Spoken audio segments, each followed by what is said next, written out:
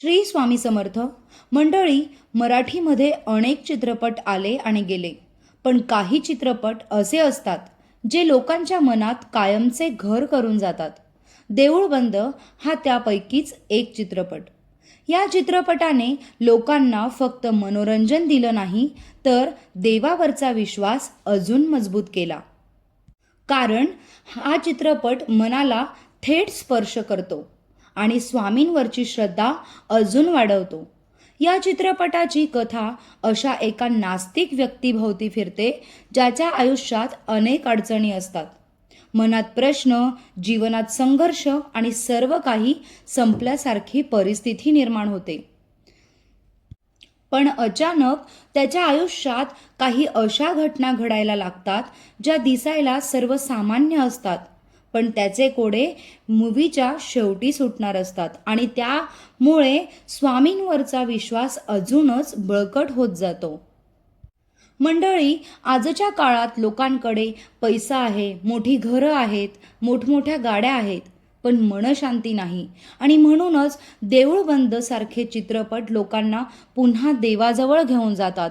हा चित्रपट सांगतो की संकट कितीही मोठं असलं तरी श्रद्धा कधी सोडायची नसते.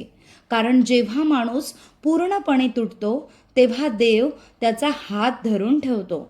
माणूस कितीही नास्तिक असला तरी भगवंत आपला हात कधीच सोडत नाही, हे हा चित्रपट दर्शवतो. श्री स्वामी समर्थ यांच्यावर लाखो लोकांची श्रद्धा आहे. अनेक भक्त सांगतात की स्वामी समर्थ आजही आपल्या भक्तांच्या पाठीशी उभे असतात आणि हाच अनुभव या चित्रपटातून दाखवण्याचा प्रयत्न केला गेला आहे. चित्रपट काही असे प्रसंग आहेत जे पाहताना अंगावर काटा येतो आणि मनातून आपोआपच शब्द बाहेर पडतात, श्री स्वामी समर्थ. आज इतकी वर्ष झाली तरी लोक अजूनही चित्रपटाबद्दल बोलतात.